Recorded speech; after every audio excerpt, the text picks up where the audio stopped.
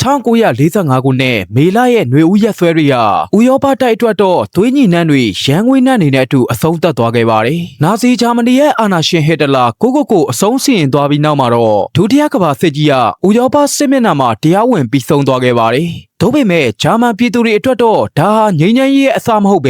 ဲရာစုနှစ်ဝက်နီးပါးကြာမြင့်မဲ့ကွဲကွာခြင်းဝေဒနာရဲ့အစပြိုးခြင်းသာဖြစ်ပါတယ်။စစ်နိုင်တဲ့မဟာမိတ်နိုင်ငံကြီးတွေဖြစ်တဲ့အမေရိကန်၊ဗြိတိန်၊ပြင်သစ်နဲ့ဆိုဗီယက်ယူနီယံတို့ဟာဂျာမနီနိုင်ငံကိုနယ်မြေ၄ခုခွဲခြားပြီးအုပ်ချုပ်ဖို့သဘောတူညီခဲ့ကြပါတယ်။ဒါကိုတမိုင်းမှာ occupation သုံးလို့ခေါ်တွင်သေးပြီးနိုင်ငံတစ်ခုလုံးနဲ့ခွဲလိုက်တာမဟုတ်ပဲမြို့တော်ဖြစ်တဲ့ဘာလင်မြို့ကြီးကိုပါ၄ပိုင်းထပ်ခွဲလိုက်တာဖြစ်ပါတယ်။ဒီနေရာမှာတစ်ခုတတိထားမရမှာကဘာလင်မြို့ဟာဆိုဗီယက်တို့သိမ်းပိုက်ထားတဲ့အရှေ့ဂျာမနီနယ်မြေရဲ့အလဲဗဟိုတက်တဲ့မှာရှိနေပါတယ်။ဒီလိုနဲ့ဂျာမနီမှာအုပ်ချုပ်ရေးစနစ်နှစ်ခုတိတိတတ်တာကွဲပြားလာပြီးအနောက်ဘက်ခြမ်းမှာအမေရိကန်တို့ဦးဆောင်တဲ့ဒီမိုကရေစီနဲ့အရင်းရှင်စနစ်ထွန်းကားခဲ့ပြီးအရှေ့ဘက်ခြမ်းမှာတော့ဆိုဗီယက်တို့ရဲ့ကွန်မြူနစ်စနစ်ကအမြင့်တွယ်လာပါတယ်။ဒီအခြေအနေကိုဗြိတိန်ဝန်ကြီးချုပ်ဝီစတန်ချာဂျီကအာယွန်ကာတိန်မြန်မာလိုဆိုတန်ကန်းလကာကြီးလို့အမည်ပေးခဲ့ပါတယ်။ဥရောပတိုက်ကိုစနစ်နှစ်ခုကြားမှာတန်တတိုင်းကြီးတစ်ခုချလိုက်တယ်လို့မျိုးလုံးဝဓာစီပိတ်ဆို့လိုက်တာကိုတင်စားပြောဆိုခဲ့ပါတယ်။1948ခုနှစ်မှာတော့ပထမဆုံးသောထိပ်တိုက်ရင်ဆိုင်မှုကြီးစတင်လာပါတယ်။ဆိုဗီယက်ခေါင်းဆောင်စတာလင်ဟ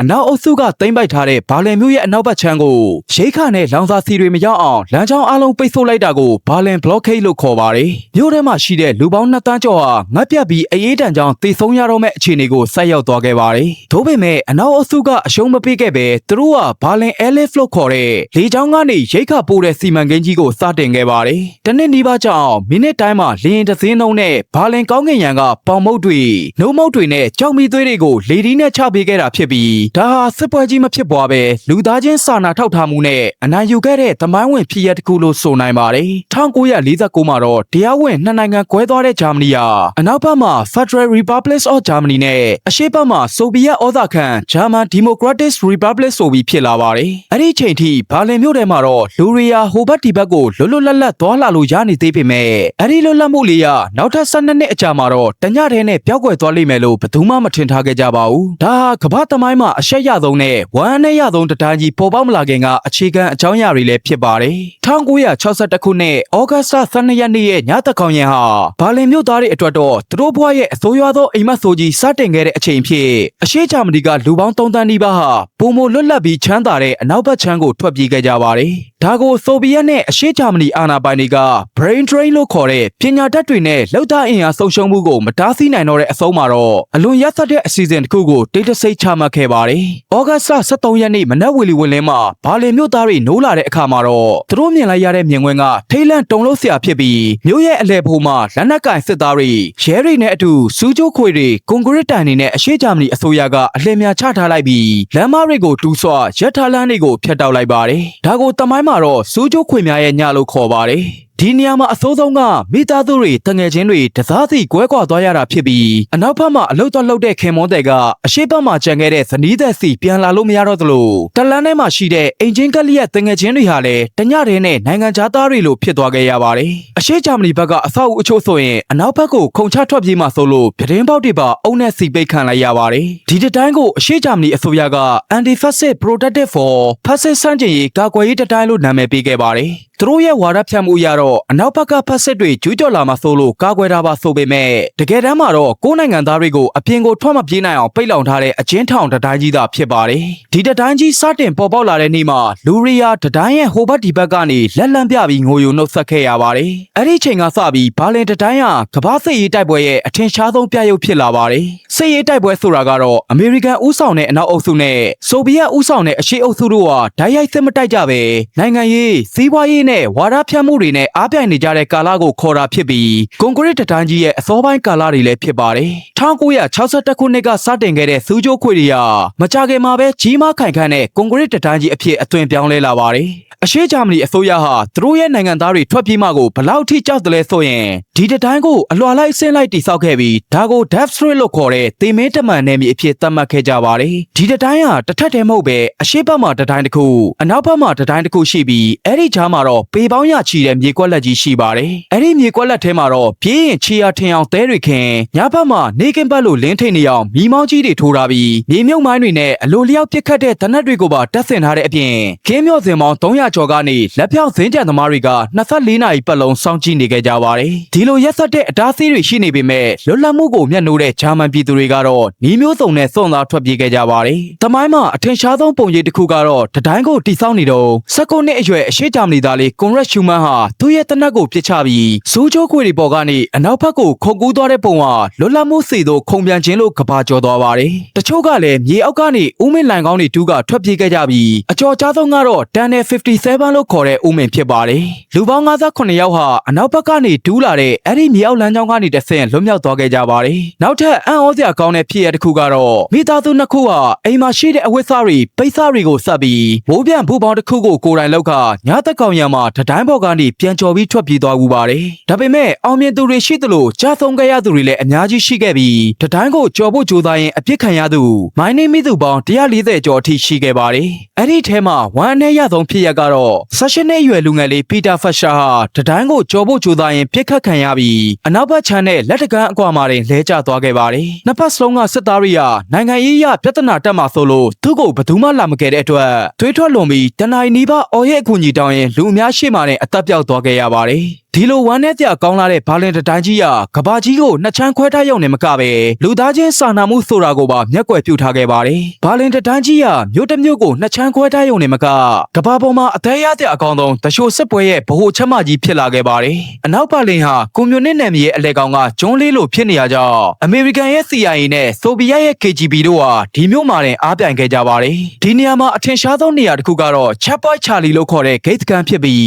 းနိုင်ငံသားတွေနဲ့တန်တမန်တွေဟိုဘက်ဒီဘက်ကူးလူသွားလာလို့ရတဲ့အဓိကဂိတ်တစ်ခုကိုခေါ်ပါတယ်။1962ခုနှစ်အောက်တိုဘာလမှာဒီဂိတ်ရှိမှာပဲအမေရိကန်နဲ့ဆိုဗီယက်တင်ကားတွေကဘေးအနှဲငယ်အကွာကနေတစ်ဖက်နဲ့တစ်ဖက်အမြောက်တွေနဲ့အချိန်တော်ကြာချိန်ရွယ်ထားခဲ့ကြတဲ့အဖြစ်အပျက်ဟာတတိယကမ္ဘာစစ်ကြီးဖြစ်လို့နေပါအခြေအနေကိုရောက်ခဲ့တဲ့ Tank Standoff လို့ခေါ်တဲ့ထိပ်တိုက်ရင်ဆိုင်မှုကြီးဖြစ်ခဲ့ပါတယ်။တတိုင်းရဲ့အရှိတ်ချမ်းမှာတော့လူရီယာစတာစီလို့ခေါ်တဲ့အရှိဂျာမနီလျှို့ဝှက်ရဲတပ်ဖွဲ့ရဲ့စောင့်ကြည့်မှုနဲ့ကြောက်လန့်တကြားနေထိုင်ခဲ့ရပါတယ်။စတာစီယာကဘာမှာအထက်ရောက်ဆုံးတဲ့ကြောက်စရာအကောင်ဆုံးတရှိုးကွန်ရက်ကြီးဖြစ်ပြီးသူတို့ကလူနေအိမ်တွေမှာအတန်ဖန်ကရိယာတွေတက်ဆင်ထားသလိုလူငယ်အချင်းချင်းလင်မယားချင်းချင်းကြားမှာတော့ဒလန်တွေထားရှိခဲ့တာကြောင့်နိုင်ရန်မှာနားရှိတဲ့ဆိုတဲ့စကားဟာအရှိပါလင်သားတွေအတွက်တော့ပုံမြင်မဟုတ်ပဲလက်တွေ့ဘွားဖြစ်ခဲ့ပါတယ်။ဒီလိုစိတ်မလုံခြုံမှုတွေကြားထဲမှာပဲအရှိနဲ့အနောက်ရဲ့လူနေမှုပုံစံဟာတိတိတတ်တာကွာခြားလာပါတယ်။အနောက်ပါလင်မှာရောင်စုံမီးထိန်ထိန်လင်းပြီးဈေးဝယ်စင်တာတွေခင်မီကားတွေနဲ့စီကားနေချိန်မှာတတိုင်းရဲ့ဟိုဘက်အချမ်းမှာတော့အရာအလုံးဟာမီးကိုရောင်တန်းနေပါတယ်။အစားအစာနဲ့လူသုံးကုန်ပစ္စည်းတွေကရှားပါလာပြီးလူရီယာပုံမုတ်တစ်လုံးရဖို့တော့နိုင်များစွာတန်းစီနေကြရပါတယ်။အနောက်ဘက်ချမ်းမှာလည်းလွတ်လပ်တဲ့ဆိုပေမဲ့အရှိဘက်ကကျူးကျော်လာမလားဆိုတဲ့စိုးရိမ်စိတ်ကအမြဲရှိနေပါတယ်။အဲ့ဒီချိန်1963ခုနှစ်မှာအမေရိကန်သမ္မတဂျွန် F ကနေဒီယာဘာလင်ကိုရောက်ရှိလာပါတယ်။သူဟာတတိုင်းကြီးရဲ့အနီးမှာရပ်ပြီးကဘာကျော်တဲ့မိကုံတစ်ခုကိုပြောကြားခဲ့ပါတယ်။လွတ်လပ်တဲ့လူသားတိုင်းဟာဘာလင်မြို့သားတွေပဲဖြစ်တယ်လို့ဆိုလိုတဲ့ကျွန်ုပ်ဒီဘာလင်မြို့သားတဦးဖြစ်သည်ဆိုတဲ့စကားလုံးကိုဂျာမန်လိုပြောကြားခဲ့ပါတယ်။ဒီစကားကတတိုင်းကြောင့်စိတ်တက်ကြနေတဲ့ဂျာမန်ပြည်သူတွေအတွက်တော့အကြီးမားဆုံးသောအားသေးတစ်ခွက်ဖြစ်ခဲ့ပေမဲ့တတိုင်းကြီးကနောက်ထပ်26နှစ်တိုင်တိုင်ထပ်မံရက်တီအောင်မဲ့ဆိုတာကိုတော့အဲ့ဒီချိန်ကဘယ်သူမှမခန့်မှန်းနိုင်ခဲ့ကြပါဘူး။1980ပြည့်နှစ်တွေထဲရောက်လာတဲ့အခါမှာတော့ဘာလင်တတိုင်းကြီးဟာမြို့ရဲ့အစိပ်ပိုင်းတစ်ခုလိုအခြေကျနေပါပြီ။ဒီကာလမှာအနောက်အုပ်စုနဲ့အရှေ့အုပ်စုကြားတင်းမာမှုတွေခိတ္တရော့ပါလာတဲ့ဒေတန်လို့ခေါ်တဲ့အခြေအနေတရက်ပေါ်ပေါက်လာပါတယ်။အနောက်ဂျာမနီရဲ့ဝန်ကြီးချုပ်ဝီလီဘရန့်ဟာအရှေ့ဘက်ဆိုင်ရာမူဝါဒကိုကျင့်သုံးပြီးအရှေ့ဘက်နဲ့ဆက်ဆံရေးပြန်လည်ထူထောင်ဖို့ကြိုးစားခဲ့ပါတယ်။ဒီမူဝါဒကြောင့်ပဲ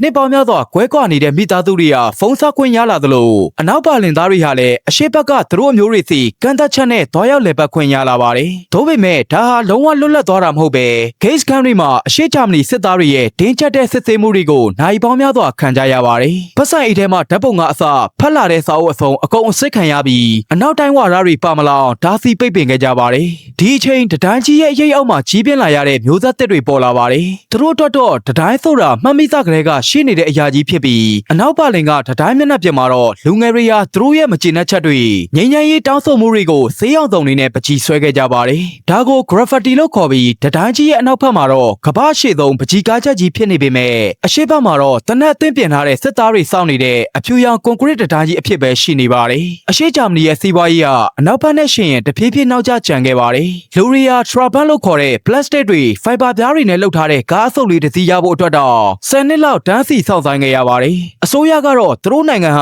ကွန်မြူနစ်နိဗ္ဗာန်ဘုံကြီးဖြစ်နေပြီလို့ဝါဒဖြန့်နေပေမဲ့လက်တွေ့မှာတော့လူရီယာအနောက်ဘက်ကရေဒီယိုလိုင်းတွေကိုခိုးနှားထောင်ရင်တစ်ဖက်ကလွတ်လပ်တဲ့ကမ္ဘာကြီးကိုတန်းတာနေခဲ့ရပါတယ်။1980ပြည့်နှစ်တွေရဲ့အကုန်မှာတော့ကမ္ဘာနိုင်ငံရေးအခင်းကျင်းကပြန်လည်တင်းမာလာပြန်ပါတယ်။ဆိုဗီယက်ကအာဖဂန်နစ္စတန်ကိုကျူးကျော်လိုက်တာကြောင့်စစ်ရေးတိုက်ပွဲဟာဒုတိယအကျော့ပြန်ဆလာပါတယ်။ဘာလင်တန်းကြီးကိုလည်းပုံမခံခန့်အောင်ထပ်မံအဆင့်မြင့်တင်ခံရပြီး Generation 4 War လို့ခေါ်တဲ့အမြင့်သက်နှစ်ပေရှိတဲ့ကွန်ကရစ်ပြားကြီးတွေနဲ့အစားထိုးလိုက်ပါတယ်။ဒီတိုင်းဟာထာဝရတည်ရှိနေတော့မှလားလို့လူတွေတန်တရားဝင်နေကြတဲ့အချိန်မှာပဲ1980ရဲ့အစောပိုင်းမှာဘာလင်တန်းကြီးဟာဘယ်တော့မှပြိုလဲမှာမဟုတ်တဲ့ကြောက်တုံးကြီးတစ်ခုလိုခိုင်မာနေသေးဆိုပေမဲ့ဆိုဗီယက်ပြည်ထောင်စုရဲ့ခေါင်းဆောင်တဲ့ဖြစ်မီခေးကိုဘာချော့တက်လာတဲ့အခါမှာတော့ကမ္ဘာနိုင်ငံရေးလေထုဟာစတင်ပြောင်းလဲလာပါတယ်။သူဟာပွင့်လင်းမြင်သာမှုနဲ့ပြန်လည်ပြုပြင်တည်ဆောက်မှုဆိုတဲ့မူဝါဒအသစ်တွေကိုချမှတ်ခဲ့ပါတယ်။ဒါဟာကွန်မြူနစ်စနစ်ကိုအနှဲငယ်လျှော့ပေါ့ပေးပြီးလွတ်လပ်ခွင့်ပေးဖို့ကြိုးစားခြင်းလည်းဖြစ်ပါတယ်။အမေရိကန်မှာလည်းသမ္မတရော်နယ်ရီဂန်ကဆိုဗီယက်ပေါ်တင်းတင်းမာမာရင်ဆိုင်ခဲ့ပြီး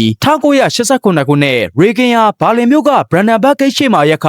ဂိုဘာချော့ဖ်ကိုစိန်ခေါ်တဲ့ကမ္ဘာကျော်မိန့်ခွန်းတစ်ခုပြောခဲ့ပါတယ်။မစ္စတာကိုဘာချော့ဒီဂိတ်တကားကိုဖွင့်ပြီးပါဒီတန်းကြီးကိုဖြိုချလိုက်ပါဆိုတဲ့စကားဟာတကမ္ဘာလုံးကိုဟိမ့်ညံ့သွားစေပါတယ်။အရှေ့ဥရောပနိုင်ငံတွေဖြစ်တဲ့ပိုလန်နဲ့ဟန်ဂေရီတို့မှာလည်းကွန်မြူနစ်စန့်ကျင်ရေးလှုပ်ရှားမှုတွေတဟုန်ထိုးမြင့်တက်လာပြီးအထူးသဖြင့်1989ခုနှစ်နွေရာသီမှာဟန်ဂေရီနိုင်ငံကအော်စတြီးယားနဲ့နယ်စပ်ကိုဖွင့်ပေးလိုက်တဲ့အခါမှာတော့အရှေ့ဂျာမနီသားထောင်ပေါင်းများစွာဟာအားလျက်အပန်းဖြေခီးထွက်တယ်လို့မျိုးဟန်ဂေရီကနေတဆင့်အနောက်ဘက်ခြမ်းကိုထွက်ပြေးသွားတဲ့ဖြစ်စဉ်ဟာသမိုင်းကိုပြောင်းလဲစေခဲ့တဲ့ပျော်ပွဲစားထွက်ခြင်းလို့ခေါ်ကြပါတယ်။အရှေ့ဂျာမနီအစိုးရဟာလူတွေထွက်ပြေးဖို့ကြိုးစားတာကိုတားဆီးဖို့ကြိုးစားပေမဲ့ပြည်တွင်းမှာလည်းဆန္ဒပြပွဲတွေကနေ့စဉ်နဲ့အမျှကြီးမားလာပါတယ်။အထူးသဖြင့်လိုက်စင်မြို့မှာအပတ်စဉ်တနင်္လာနေ့တိုင်းလူပေါင်းသိန်းချီပြီးငါတို့ဟာပြည်သူတွေဖြစ်တယ်လို့ကြွေးကြော်ကငြိမ်းချမ်းစွာလမ်းလျှောက်ဆန္ဒပြခဲ့ခြင်းဟာတနက်တစ်ချက်မှမဖောက်ပဲအာဏာရှင်စနစ်ကိုတုံ့လုပ်စေခဲ့တဲ့ငြိမ်းချမ်းသောတော်လှန်ရေးကြီးဖြစ်ပါတယ်။အရှေ့ဂျာမနီခေါင်းဆောင်အဲရစ်ဟွန်နာဂါဟာယာရူးကနေနှုတ်ထွက်ပေးလိုက်ရပြီးအစိုးရသစ်ဟာပြည်သူတွေရဲ့ဒေါသကိုလျှော့ချဖို့အတွက်ခရီးသွားလာခွင့်ဆိုင်ရာဥပဒေသစ်တွေကိုအလင်းမြန်ရေးဆွဲခဲ့ပေမဲ့အဲ့ဒီဥပဒေကိုထုတ်ပြန်တဲ့နေရာမှာဖြစ်သွားတဲ့မှားယွင်းမှုတွေတစ်ခုကကမ္ဘာသမိုင်းကိုညတွင်ချင်းပြောင်းလဲပြစ်လိုက်တာဖြစ်ပါတယ်။1989ခုနှစ်နိုဝင်ဘာလ9ရက်နေ့ကကမ္ဘာသမိုင်းကိုတပတ်ချလဲပြောင်းပြလိုက်တဲ့အမှတ်မထင်ညတညဖြစ်ပြီးထိုနေ့ညနေခင်းသတင်းစာရှင်းလင်းပွဲမှာအရှေ့ဂျာမနီအစိုးရရဲ့ပြောရေးဆိုခွင့်ရှိသူဂွန်ဒါရှာဘောင်းစကီယာခရီးသွားလာခွင့်ဆိုင်ရာစီးမြင့်အသစ်တွေကိုဖတ်ကြားခဲ့ပါတယ်။သတင်းတောက်တယောက်မှဒီစီးမြင့်တွေကဘယ်ချိန်မှစတင်အာဏာတက်ရောက်မှလဲလို့မေးလိုက်တဲ့အခါရှာဘောင်းစကီယာသူ့စီကဆက်ရွက်တွေကိုအလောတကြီးကြည့်ပြီးကျွန်တော်အမြင်ကတော့အခုချက်ချင်းပဲလို့မှားယွင်းဖြေကြားခဲ့ပါတယ်။တကယ်တော့အစိုးရရဲ့အစီအစဉ်ကနောက်တနေ့မနက်မှပဲစနစ်တကျဖွင့်ပေးဖို့ဖြစ်ပေမဲ့ရေဒီယိုနဲ့ TV တွေကနေတတိုင်းကြီးပွင့်သွားပြီဆိုတဲ့သတင်းဟာမိနစ်ပိုင်းတွင်းမှာပဲတမျိုးလုံးကိုပြန့်နှံ့သွားပါတော့တယ်။သတင်းကြကြချင်းမှာပဲအရှိပါလင်သားထောင်ပေါင်းများသောဟာတတိုင်းဂိတ်စကန်တွေစီကိုဒိုးဝေးရောက်ရှိလာကြပါတယ်။ဂိတ်ဆောင်စစ်သားတွေကတော့အထက်ကဘာမိမမရသေးတဲ့အတွက်ဘာလို့ရမှမသိပဲကြောင်အနေပါတယ်။လူအုပ်ကြီးကပုံမကြီးမားလာပြီးတကားဖွင့်ပြီးလို့အော်ဟစ်တောင်းဆိုခဲ့ကြပါတယ်။နောက်ဆုံးမှာတော့ဘွန်ဟိုမာလန်ဂိတ်ကအရာရှိဟာသွေးထွက်တန်ညိုတွေမဖြစ်ချင်တော့တာကြောင့်လူအုပ်ကြီးကိုလှုပ်ပေးလိုက်ဖို့အမိန့်ပေးလိုက်တဲ့အတွက်အဲ့ဒီညမှာဘာလင်မြို့ဟာပျော်ပွဲရွှင်ပွဲကြီးတစ်ခုလိုဖြစ်သွားခဲ့ပါတယ်။နှစ်ပေါင်း28နှစ်ကြောင်ခွဲခြားထားတဲ့တတိုင်းကြီးပေါ်ကိုလူရီယာဟိုဘတ်တီဘက်ကနေတက်လာကြပြီးတယောက်ကိုတယောက်ဖက်လက်တကင်းနဲ့နှုတ်ဆက်ကြရှမ်ပိန်တွေဖောက်ပတ်ကြနဲ့ငိုသူကငိုဖြစ်နေကြပါတယ်။လူရီယာအိမ်ကပါလာတဲ့တူတွေပစိန်နေနဲ့တတိုင်းကြီးကိုစတင်ထူးနှက်ဖြတ်စည်းကြပုံကိုတတိုင်းတက်တောင်းငတ်များလို့ခေါ်ကြပါတယ်။ဒီဖြစ်ရဟာစစ်ရေးတိုက်ပွဲရဲ့နှီးကုန်းချုပ်ခြင်းတင်ကေတာအဖြစ်မဖြစ်နိုင်ဘူးလို့အားလုံးကထင်ထားခဲ့တဲ့တတိုင်းကြီးဟာတနက်တစ်ချက်မှမဖောက်လိုက်ရပဲပြည်သူတွေရဲ့အရှိန်ဟုန်နဲ့ပြိုလဲသွားခဲ့ပါတယ်။အနောက်ပါလင်သားတွေဟာအရှိဘက်ကတက်လာတဲ့သူတို့ရဲ့ညီကိုတွေကိုလက်ကမ်းကြိုဆိုခဲ့ကြပြီးမြို့တော်ကြီးကတညတဲ့နဲ့ပြန်လဲပေါင်းစည်းသွားခဲ့ပါတယ်။ဒါပေမဲ့တတိုင်းကြီးပြိုလဲသွားရုံနဲ့အရာအလုံးပြီးဆုံးသွားတာမဟုတ်သေးပဲနိုင်ငံရေးအရရောစီးပွားရေးအရပါဂျာမနီနိုင်ငံကိုတနိုင်ငံနဲ့ဖြစ်အောင်ပြန်လဲပူးပေါင်းမှုဆိုတာဟာကြီးမားတဲ့စိန်ခေါ်မှုကြီးတစ်ခုဖြစ်နေပါတယ်။1989ခုနှစ်နိုဝင်ဘာလရဲ့အောင်ပွဲခံညကြီးအပြီးဂျာမနီနိုင်ငံဟာအိမ်မက်ထဲမှာတော့မဖို့ခက်ခဲတဲ့ပြန်လဲပေါင်းစည်းရေးဆိုတဲ့လမ်းမကြီးပေါ်ကိုရောက်ရှိလာခဲ့ပါတယ်။တတိုင်းကြီးကိုလူကိုယ်တိုင်ဖြိုချလို့ရနိုင်ပေမဲ့စနစ်နှစ်ခုကြားကကြီးမားလာတဲ့ကွာဟချက်တွေကိုဖြိုချဖို့ကတော့အတော်လေးခက်ခဲခဲ့ပါတယ်။အနောက်ဂျာမနီဝန်ကြီးချုပ်ဟဲမ တ်ကိုဒီအခွင့်အရေးကိုလက်လွတ်မခံပဲဂျာမနီနိုင်ငံပြန်လည်ပေါင်းစည်းဖို့အတွက်အရှိန်ဟုန်နဲ့ကြိုးပမ်းခဲ့တာကို German Reunification လို့ခေါ်ပါတယ်1990ပြည့်နှစ်ဇူလိုင်လမှာတော့အရှေ့နဲ့နောက်ဂျာမနီကြားမှာငွေကြေးစနစ်ကိုစတင်ပေါင်းစည်းလိုက်ပါတယ်အရှေ့ဂျာမနီရဲ့တန်ဖိုးမရှိသလောက်ဖြစ်နေတဲ့အရှေ့မတ်ငွေတွေကိုအနောက်ဂျာမနီရဲ့ခိုင်မာတဲ့ဒီမတ်ငွေတွေနဲ့လဲလှယ်ပေးခဲ့ခြင်းကြောင့်အရှေ့ဂျာမနီသားတွေအတွက်တော့တညတည်းနဲ့ချမ်းသာသွားသလိုခံစားရတဲ့အခိုက်အတန့်ဖြစ်ပါတယ်။ဒါပေမဲ့စီးပွားရေးအရကြည့်ရင်တော့ဒါအခက်အခဲတွေရဲ့အစဖြစ်ပြီးအရှေ့ဂျာမနီကအစိုးရပိုင်စက်ရုံတွေကအနောက်ဘက်ကခင်းမီစက်ရုံတွေနဲ့ရှင်ပြိုင်နိုင်သွားမရှိတာကြောင့်စက်ရုံပေါင်းများစွာပိတ်လိုက်ရပြီးအရှေ့ဘက်ခြမ်းမှာအလုလက်မဲ့ဦးရေဟာတည်တည်တတ်တာမြင့်တက်လာခဲ့ပါတယ်။ဒါကို The Shock of Capitalism လို့ခေါ်တဲ့အရင်းရှင်စနစ်ရဲ့ရိုက်ခတ်မှုတန်လို့ဆိုနိုင်ပါတယ်။အရင်ကအစိုးရကြွေးတာစားပြီးအေးအေးဆေးဆေးနေခဲ့ရတဲ့အရှေ့ဂျာမနီသားတွေဟာအခုတော့ပြိုင်ဆိုင်မှုပြင်းထန်တဲ့ကမ္ဘာကြီးထဲမှာရုန်းကန်ကြရပါတော့တယ်။နိုင်ငံရေးရလည်း1990ပြည့်နှစ်အောက်တိုဘာလ3ရက်နေ့မှာဂျာမနီဟာတရားဝင်တနိုင်ငံနဲ့ပြန်ဖြစ်သွားခဲ့ပြီးအဲ့ဒီနေ့ကို German Unity Day အဖြစ်သတ်မှတ်ခါဒီနေ့ထက်ထိကျင်းပနေစေဖြစ်ပါတယ်။စစ်နိုင်တဲ့နိုင်ငံကြီး၄နိုင်ငံစုံကလည်းဂျာမနီရဲ့အချုပ်အခြာအာဏာကိုပြန်လည်အပ်နှင်းခဲ့ကြပါတယ်။ဒါပေမဲ့လူတွေရဲ့စိတ်ထဲမှာတော့အုံနောက်ထဲကတတိုင်းဆိုတာကြီးကကြံရစ်ခဲ့ပါသေးတယ်။အနောက်ဘက်ကလူတွေကအရှေ့ဘက်ကလူတွေကိုအလုံးမလုံးချင်တဲ့ပြင်းရည်သူတွေအဖြစ်မြင်ကြသလိုအရှေ့ဘက်ကလူတွေကလည်းအနောက်ဘက်ကလူတွေကိုပတ်စံမဲ့မှတ်တဲ့တကူကောင်းသမားတွေလို့ထင်ကြပါတယ်။ဒီလိုလူမှုရေးအရစိန်ခေါ်မှုတွေကိုကုစားဖို့အတွက်ဆယ်စုနှစ်ပေါင်းများစွာအချိန်ယူခဲ့ရပါတယ်။ဒီနေရာမှာတခုတတိထားမိတာကအရှေ့ဂျာမနီသားတွေခံစားခဲ့ရတဲ့ austerity ဆိုတဲ့ခံစားချက်ဟာအရှေ့ဘက် os နဲ့လွမ်းဆော့ခြင်း nostalgia ကိုပေါင်းစပ်ထားတဲ့စကားလုံးကိုရည်ရွယ်ပါတယ်။တတိုင်းပြုတ်လဲပြီးနောက်ပိုင်းလွတ်လပ်ခွင့်တွေရလာပေမဲ့အရင်အရှေ့ဂျာမနီခေတ်ကရှိခဲ့တဲ့အထိုက်ဝန်းစိတ်ဓာတ်နဲ့ရိုးရှင်းတဲ့ဘဝလေးကိုပြန်လည်လွမ်းဆော့ကြတာကိုဆိုလိုတာလည်းဖြစ်ပါတယ်။ဘာလင်တတိုင်းကြီးပြိုလဲသွားတာဟာဂျာမနီတည်းမကပဲတကမ္ဘာလုံးအတွက်မျှော်လင့်ချက်ရဲ့ပြရုပ်ဖြစ်လာခဲ့ပြီးစစ်ရေးတိုက်ပွဲဆိုတဲ့အမောင်တို့တဲကနေလွတ်မြောက်လာခဲ့ပါတယ်။1991ခုနှစ်မှာဆိုဗီယက်ပြည်ထောင်စုကြီးပြိုကွဲသွားတာနဲ့အမျှကမ္ဘာကြီးကိုနှစ်ချမ်းခွဲထားတဲ့တန်ကန်းလန့်ကာကြီးကလည်းအပီးတိုင်ပျောက်ကွယ်သွားခဲ့ပါပြီ။ဒါပေမဲ့ဘာလင်မြို့လေကောင်မှာတော့ဒီတတိုင်းကြီးရဲ့အကျွင်းကြံတွေကိုသမိုင်းသက်သေအဖြစ်ဒီနေ့ထက်တိုင်မြင်တွေ့နိုင်ပါတယ်။ဒီနေရာမှာအထင်ရှားဆုံးကတော့ Eastside Gallery လို့ခေါ်တဲ့တတိုင်းအကျွင်းကြံအပိုင်းစာကြီးပဲဖြစ်ပါတယ်။ဒါဟာကမ္ဘာတဝန်းကအမှုပညာရှင်တွေလာရောက်ရေးဆွဲထားတဲ့ပကြီးကားချက်100ကျော်ရှိတဲ့အရှိဆုံးသောအပြင်ဘက်ပကြီးပြကန်းကြီးဖြစ်ပြီးအဲ့ဒီထဲမှာအကျော်ကြားဆုံးပကြီးကားကတော့ဆိုဗီယက်ခေါင်းဆောင် Brezhnev နဲ့အရှေ့ဂျာမနီခေါင်းဆောင် Honecker တို့နန်းနေတဲ့ပုံဖြစ်ပြီးဖျားသခင်ဒီသေမင်းတမန်အချစ်ကြားကနေကျွန်ုပ်ကိုကယ်တင်ပေးပါလို့အမည်ပေးထားပြီးဒါဟာအာနာရှင်နိုင်ငံရေးရဲ့ရွံရှာပွဲကောင်းမှုကိုတည်တော်ထားတာဖြစ်ပါတယ်။တဒန်းကြီးကပေးတဲ့သင်္ကန်းစာကတော့အလွန်ကိုရှင်းလင်းပါတယ်။လူသားတွေရဲ့လွတ်လပ်မှုကိုဘလောက်ပဲခိုင်မာတဲ့ကွန်ကရစ်တတိုင်းတွေဘလောက်ပဲကြောက်စရာကောင်းတဲ့တနက်တွေနဲ့ပိတ်လောင်ထားပါသေးနောက်ဆုံးမှာတော့ပြည်သူတွေရဲ့ဆန္ဒကပဲအနိုင်ရမှာဆိုတာပဲဖြစ်ပါတယ်။တတိုင်းကိုတိဆောက်ခဲ့တဲ့သူတွေကအနှစ်တရာတည်မြဲမယ်လို့ကြွားဝါခဲ့ပေမဲ့ပြည်သူတွေရဲ့စုစည်းမှုနဲ့တတိကအဲ့ဒီတတိုင်းကို28နှစ်အကြာမှာဖြိုချနိုင်ခဲ့ပါတယ်။ဒါအပြင်ဒီတတိုင်းဟာခွဲခြားဆက်ဆံခြင်းရဲ့သိုးကြိုးတွေကိုလည်းပြသနေပါတယ်။ဘာသာစကားတူလူမျိုးတူရှင်ကျေးမှုတူတဲ့ညီကိုမောင်နှမချင်းတွေကိုနိုင်ငံရေးဝါဒမတူယုံနဲ့ရန်သူလိုသဘောထားပြီးတပ်ဖြတ်ခိုင်းခဲ့တဲ့ဒီဖြစ်ရဟာလူသားမျိုးနွယ်ရဲ့အမဲသက်တစ်ခုလိုဖြစ်ခဲ့ပြီးတတိုင်းပြုတ်လဲပြီးနောက်ပိုင်းမှာဂျာမန်တွေဟာညီညွတ်ရေးဆိုတဲ့စကားလုံးကိုအလေးနက်ထားလာကြပါတယ်။အနောက်ဘက်ကလူတွေကအရှေ့ဘက်ကိုပြန်လဲထူထောင်ဖို့အတွက်ညီညွတ်ရေးအခွင့်အရေးထည့်ဝင်ပြီးတအူးကိုတအူးကူညီခဲ့ကြပါတယ်။ဒီနေ့ခေတ်ဘာလင်မျိုးကိုတွားကြည့်ရင်တော့တတိုင်းရှိခဲ့တဲ့နေရာတွေလမ်းမတွေပေါ်မှာအုတ်ခဲလေးတွေနဲ့လမ်းကြောင်းလေးတွေလှုပ်ထားတာကိုတွေ့ရပါလိမ့်မယ်။အဲ့ဒါကို The Berlin Wall Tree လို့ခေါ်ပြီးကမ္ဘာလက်ခီးသည်တွေကအဲ့ဒီလမ်းကြောင်းတိုက်လျှောက်ရင်လွတ်လပ်မှုရဲ့တန်ဖိုးကိုခံစားကြပါတယ်။တစ်ချိန်ကလူတွေအပြစ်ခံခဲ့ရတဲ့သေမင်းတမန်နယ်မြေတွေကအခုတော့ကလေးတွေကစားတဲ့ပန်းချံတွေစိမ့်လန်းတဲ့မျက်ခင်းပြင်းတွေနဲ့ဖြစ်နေပါပြီ။ဒါပေမဲ့ကျွန်တော်တို့တတိထားရမှာကကမ္ဘာပေါ်မှာဒီဘာလင်တတိုင်းကြီးပြိုလဲသွားပေမဲ့အခြားနေရာတွေမှာတော့မမြင်ရတဲ့တတိုင်းတွေစိတ်ထဲကအုတ်တတိုင်းတွေဟာရှိနေသေးဆိုတာပဲဖြစ်ပါတယ်။1961ကနေ1989နှစ်အထိ28နှစ်ကြာဘာလင်မျိုးလက်ကောင်မှာရှိနေခဲ့တဲ့ဒီတတိုင်းကြီးဟာတမိုင်းရဲ့မှတ်တမ်းတစ်ခုဖြစ်ကျန်ရစ်ခဲ့ပြီဖြစ်ပြီးအခုဆိုရင်ဘာလင်တတိုင်းပြိုလဲခဲ့တာနှစ်ပေါင်း30ကျော်ခဲ့ပြီဖြစ်ပါတယ်။ဒီနေ့ခေတ်ဘာလင်မျိုးဟာဥရောပရဲ့နှလုံးသားအမှုပညာနဲ့လွတ်လပ်မှုတွေစုစည်းရမျိုးတော်ကြီးအဖြစ်ပြန်လည်ဝင့်ကြွားနေပါပြီ။ဘာလင်တတိုင်းကြီးဟာလူသားတွေကိုရုပ်ပိုင်းဆိုင်ရာအရခွဲခြားထားနိုင်ခဲ့ပေမဲ့လူတွေရဲ့စိတ်နှလုံးထဲကလွတ်လပ်မှုကိုတော့ဘယ်တော့မှအချင်းမချနိုင်ခဲ့ပဲအရှေ့ဂျာမနီအာဏာပိုင်တွေကဒီတတိုင်းကိုနှစ်တရာခိုင်မြဲမယ်လို့ကြွေးကြော်ခဲ့ပေမဲ့အမှန်တရားနဲ့ပြည်သူ့ဆန္ဒရှိမောက်မှာတော့အဲ့ဒီတတိုင်းဟာတညတည်းနဲ့ဖုံမုတ်တွေအဖြစ်ပြိုပြတ်သွားခဲ့ရပါတယ်။ဒီနေ့ခေတ်မှာဘာလင်တတိုင်းရဲ့အပိုင်းစားတွေကိုကမ္ဘာတဝန်းကပြတိုက်တွေမှာသိသိထားကြပါတယ်။ဒါဟာနောင်တနဲ့သင်္ကန်းစာရဲ့ပြရုပ်တွေဖြစ်ပြီးနိုင်ငံရေးဝါဒမတူယုံအယူဆမတူယုံနဲ့မိသားစုချင်းညီကိုချင်းကိုရန်သူလိုသတ်မှတ်ပြီးတတိုင်းတွေခြားခဲ့တဲ့အမှားမျိုးကိုနောက်ထပ်မကျူးလွန်မိဖို့ကမ္ဘာကြီးကတတိပေးနေတာဖြစ်ပါတယ်။အခုဆိုဂျာမနီဟာဥရောပရဲ့အင်အားကြီးဆုံး စီးပွားရေးနိုင်ငံဖြစ်နေုံနဲ့မကပဲဒီမိုကရေစီနဲ့လူ့အခွင့်အရေးကိုအလေးထားတဲ့နိုင်ငံတစ်ခုဖြစ်ရပ်တည်နေပါတယ်